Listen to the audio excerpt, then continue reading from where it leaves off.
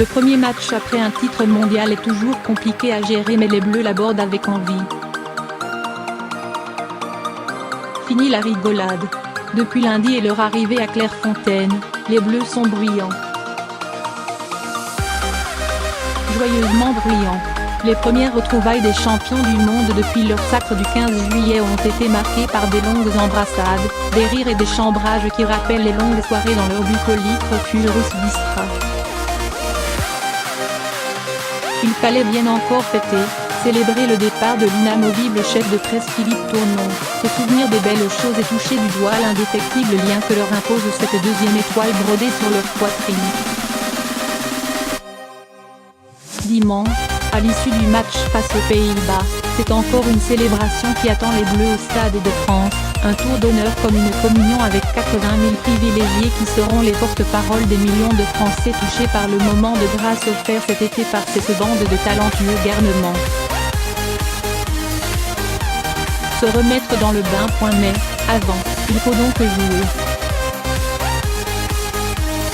Se remettre dans le bain. Faire honneur à un titre dont le poids va vite se faire sentir.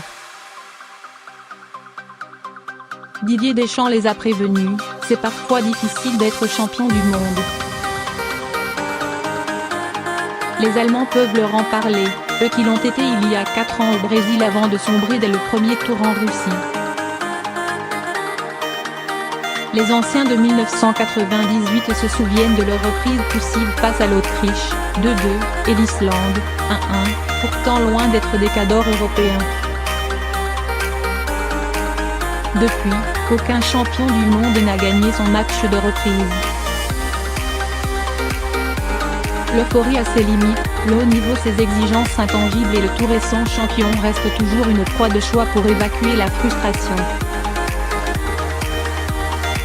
Pour les Bleus, il s'agira de niveler des niveaux physiques disparates alors que les compétitions ont repris depuis moins d'un mois. Ils pourront s'appuyer sur quelques certitudes. À l'exception du capitaine Hugo Lloris, forfait et remplacé dans la cage par Alphonse Areola, les titulaires de la finale face à la Croatie seront alignés d'entrée. Le danger, c'est le relâchement, prévient le capitaine Raphaël Varane. Mentalement, c'est difficile de s'y remettre. Mais il n'y a rien de mieux que d'affronter une équipe comme l'Allemagne pour se remobiliser.